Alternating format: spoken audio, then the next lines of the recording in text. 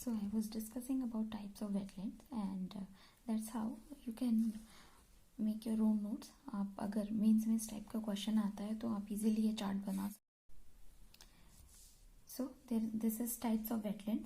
ये mains question जो अगर मेंस के लिए अगर ऐसा क्वेश्चन आता है तो आप इजीली ये चार्ट बना सकते हैं. That's very important.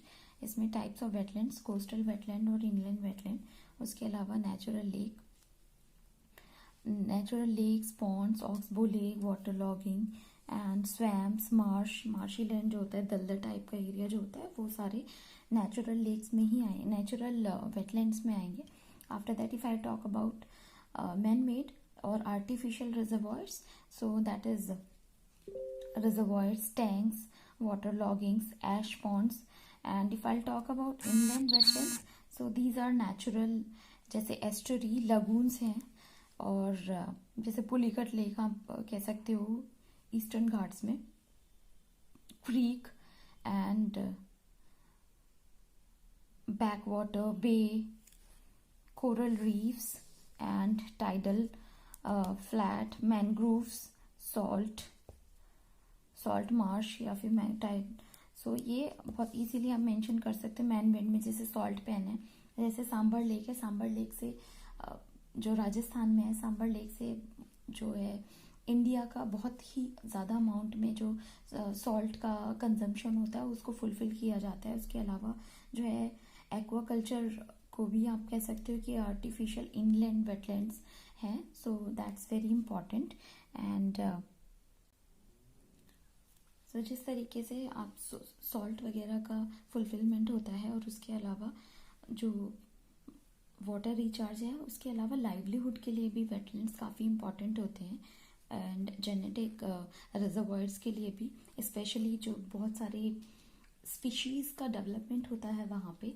और आपने बहुत सारे वेटलैंड्स अभी न्यूज़ में आते हैं, जैसे फेब्रुअरी एरिया में बहुत सारे पेलिकन्स वगैरह अदर कंट्रीज से जो बर्ड्स आती हैं, माइग्रेटरी बर्ड्स, वो वेटलैंड की ही स्पेशलिटी है कि इतनी ब्यूटीफुल बर्ड्स 1000 किलोमीटर्स का ट्रैवल करके इंडिया में माइग्रेट करती हैं. एंड देन उसके बाद जब फेवरेबल कंडीशंस होती हैं उन कंट्रीज में, सो वो वापस चली जाती हैं.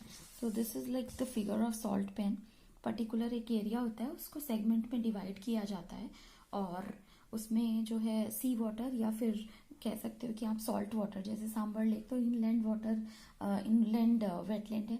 इसके अलावा कोस्टल रीजन में जो सॉल्ट पैन बनाए जाते हैं वो सी के चारों तरफ या ओशन के चारों तरफ बनाए जाते हैं, मतलब जो कोस्टल एरिया में बनाए जाते हैं, जिससे कि सॉल्ट वहाँ से एक्सट्रैक्ट किया जाता है through evaporation. So that is the figure of salt pan. And Rajasthan और गुजरात में और कोस्टल रीजन में, बहुत सारे कोस्टल रीजन में मिलता है. So make it as a note that there are 3 types of salt. Mainly pink salt होता है जो हिमालयन सॉल्ट होता है, जैसे आप सेंधा नमक बोल सकते हो, जो फास्ट में खाया जाता है. उसके अलावा ब्लैक सॉल्ट है, बेसाल्ट रॉक से मिलता है. And if I talk about white salt, so it is like it obtains through evaporation.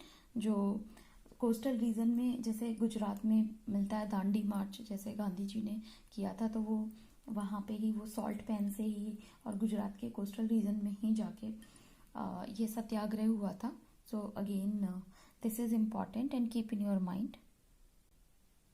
So according to the questions, I have divided the features और कैरेक्टरिस्टिक्स ऑफ वेटलैंड्स. आप इसमें से different points में divide कर सकते हो, जैसे provisioning services provided by the wetland. So provisioning services, and if I'll talk about that, provisioning services that provide us food, water, helps in recharge of ground water, ये point बना सकते हो. उसके अलावा जॉब्स एंड लाइवलीहुड के लिए भी wetland काफ़ी इंपॉर्टेंट है. जैसे इंडियन फॉरेस्ट सर्विसेज, एक पर्टिकुलर जो फॉरेस्ट सर्विसेज में रहते हैं उनको सर्विसेज प्रोवाइड होती हैं, या फिर प्राइवेट जॉब्स में भी. टूरिज्म के लिए भी बहुत इंपॉर्टेंट है. टिम्बर एंड फाइबर भी ऑब्टेन करते हैं हम वेटलैंड एरिया से. उसके अलावा प्रोटेक्टिंग सर्विसेज हैं. सो आप इनको पर्टिकुलर कैटेगरीज में डिवाइड कर सकते हो, so that will give the insight to the examiner who will check the copies. तो उससे बहुत ज़्यादा ना ईजी हो जाता है और काफ़ी इफेक्टिव होता है ये when you are communicating through your words in your copy, that will be more effective, that will emphasize on the mind of examiner, so you will fetch more marks than others. So protecting services में आप wetland protect us from the flood, cyclones, जो tsunami वगैरह से बचाते हैं, because उसके चारों तरफ एक पर्टिकुलर जोन क्रिएट हो जाता है, जिससे अगर सुनामी इनकेस आती है या उसकी जो टाइड्स आती हैं तो वो एक पर्टिकुलर बहुत बड़े एरिया को कवर करती हैं। तो क्योंकि वेटलैंड में जनरली लोग रहते नहीं है, थोड़ा दूर रहते हैं, तो अगर उस एरिया में पर्टिकुलर सुनामी आता है या फिर तूफान वगैरह आते हैं वहाँ से, तो वो हमें फ्लड वगैरह से प्रोटेक्ट करता है। After that another point is these are therefore known as low energy coast speed of waves.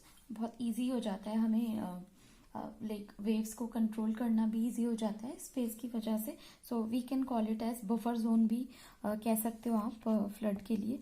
उसके अलावा रेगुलेटिंग सर्विसेज के मतलब रेगुलेटिंग सर्विसेज भी प्रोवाइड करता है wetland. So it helps to make coast beaches depositing the sediments to protect us. Apart from this आप जैसे Gandhinagar beach है, सो कोरल आइलैंड है that protects us and provide different other industrial material also. So जैसे sunscreen, पहले क्या होता था कि कोरल रीफ्स से सनस्क्रीन के लिए मटेरियल निकाला जाता था, इंडस्ट्रियलाइजेशन वगैरह में भी काफ़ी यूज़ होता था, बट नाउ बहुत ज़्यादा एक्सप्लॉयटेशन होने लगा है। That's how different countries has banned this, because अगर कोरल रीफ्स नहीं रहेंगी या फिर कोरल रीफ्स डिग्रेड होती चली जाएंगी, that will be very very harmful for like for us, because जो इकोसिस्टम है वो इम्बैलेंस हो जाएगा। And that's how there are different areas. उसकी वजह से अभी टेम्परेचर काफ़ी ज़्यादा इंक्रीज हो रहा है। सो न्यूट्रिशन वैल्यू भी उससे इंक्रीज होती है। जैसे बहुत सारे रीज़न है जहाँ पे न्यूट्रिशन फिश वगैरह का डेवलपमेंट काफ़ी हो जाता है मार्शी रीजन में और वेटलैंड्स में। उसके अलावा राइपेरियन बफर भी डेवलप हो जाता है। आफ्टर दैट कल्चरल सर्विसेज के लिए आप कह सकते हो कि बफर जोन में जैसे टूरिज्म, स्पिरिचुअलिटी और रिक्रिएशन ऑफ दैट जोन, कि उस रीजन में बहुत कोई ट्रेस पास नहीं कर सकता, ज़बरदस्ती नहीं घुस सकता, बिकॉज एक जो कंजर्वेशन वाला एरिया होता है, government is also protecting that area and the local community, because that area provides the localites the livelihood and food and protect them. So that's how it increases the importance in their mind, and that's how it is very important spiritually for to those people who are living nearby area, and that's why protection of the wetland is really very important. So here are some facts which is important and asked in different exams. It is signed, Ramsar Convention signed on 2nd of February 1971. We celebrate it as World Wetland Day. So if I'll discuss and mention in detail about Ramsar Convention. So Ramsar Convention is an international intergovernmental treaty for the protection of wetlands of international importance.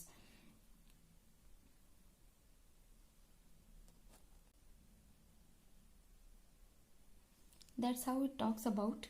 It was signed because around 64% of the world's wetland have disappeared. और अगर हम wetlands को protect नहीं करेंगे, that will be really harmful for our environment. On the signing, the country undertaking 3 commitments हैं Ramsar convention की side से, जो every country you can say party should give. So first of all, wise use of resources, that's very important. Each country contracting party will, आप कह सकते हो, या तो कॉन्ट्रैक्टिंग पार्टी और country will designate at least one wetland as wetland, and that is international importance.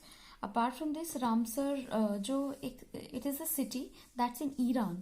So वहाँ पे ये सारा डिस्कशन हुआ था। इंडिया का जो फर्स्ट रामसर साइट है that is Chilika lake. And apart from this, the country commits to a wise use of sustainable use of wetlands. That's very important point. Apart from this, जैसे commitment to cooperate on between two countries transboundary wetlands, जैसे Pangong lake है, पेंगोंग टेसो है, that's between India and China, because 2020 एंड 2021 में काफ़ी ज़्यादा disputes रहे हैं वाटर एरिया को लेके।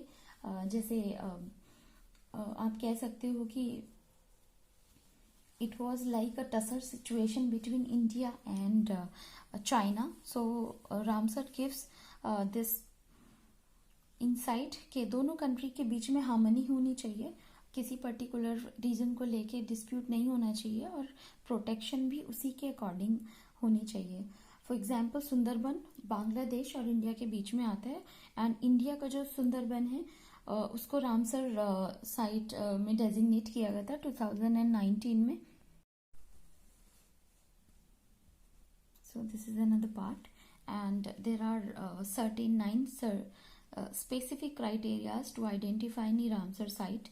So first of all, it is an example of a rare, unique, natural and artificial wetland.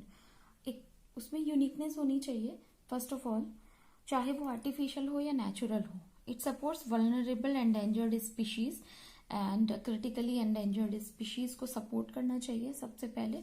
और जो मॉन्ट्रिक्स रिकॉर्ड्स है उसमें जो भी साइट्स आती हैं उस रिकॉर्ड्स में होता है कि हाँ वो वल्नरेबल है या फिर नियरली थ्रेटेंड है, सो उसको डेजिग्नेट किया जाता है। फर्स्ट ऑफ ऑल वो रिकॉर्ड बनाया जाता है, उसके बाद there are some certain discussions and then उसके बाद किसी भी साइट को रामसर साइट डिक्लेयर किया जाता है या डेजिग्नेट किया जाता है। So it supports the population of plants, species, animal species which are important for maintaining biodiversity. That's very important because उस area में biodiversity बहुत rich होती है। If I'll talk about, it supports plant animals during critical stages of life cycle और provide refuge, जो किसी particular area से आते हैं और या तो wetland के नियर बाई एरिया या मिड एरिया में जाके वो सर्वाइवल के लिए अपना कह सकते हैं रिफ्यूज या फिर वहाँ पे शरण लेते हैं। सो जैसे लास्ट ईयर 2020 एंड 21 में ऑलिव रिडले टर्टल थे चिलिका लेक गहरी माता बीच में जाके नेस्टिंग साइट्स थी, वहाँ पे जाके उन्होंने एग लेइंग की थी, and these are the breeding sites and nesting sites. So it was like a very we can say bumper year for biodiversity। 2021 को डेजिग्नेट किया गया था, and every environmentalist were really very happy that they have seen lots of nesting sites of olive ridley turtle because that is critically endangered nowadays, and क्योंकि उसकी जो nesting sites हैं वो India में काफ़ी अच्छे तरीके से अब काफ़ी ज़्यादा जो डेवलपमेंट है उनका जो नंबर है वो काफ़ी इंक्रीज हो रहा है। सो that is how it became very important.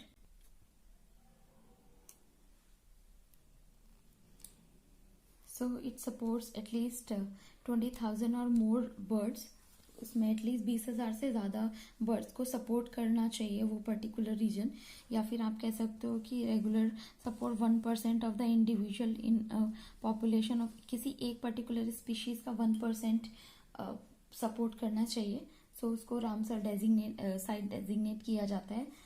Apart from this indigenous fishes का प्रोटेक्शन के लिए आप कह सकते हो इंडिजिनस फिशेस वहाँ पे प्रेजेंट होनी चाहिए, एक ये भी कह सकते हो, या फिर उनका सपोर्ट, उनका जो लाइफ सिस्टम है वो सपोर्ट करना चाहिए। Apart from this it is also important wetland for animal species बहुत अच्छे से होनी चाहिए। So these are important things. आप कह सकते हो कि ये सारी चीज़ें आप इमेज से इसको मेंशन कर सकते हो जब आप अपना आंसर राइट करो। उसके अलावा मेंशन कर सकते हो कोरल रीफ्स के कुछ रीजन, उसके अलावा animals, plants, जूप्लैंक्टन, phytoplanktons, and I will discuss about Montreux recorder as well in the next part as also.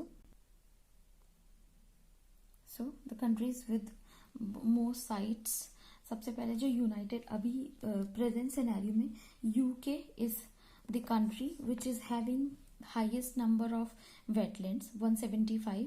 Followed by Mexico, Mexico के 142 हैं। और जो सबसे ज़्यादा जो एरिया कवर है दैट इज़ बोलीविया।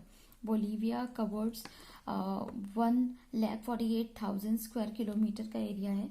और उसके अलावा there R why it is in news, I already described initial of the video part 1, जो अभी 2 फरवरी को डिक्लेयर हुई है, that is Gujarat Khijadia wild life sanctuary, that is 2464th site.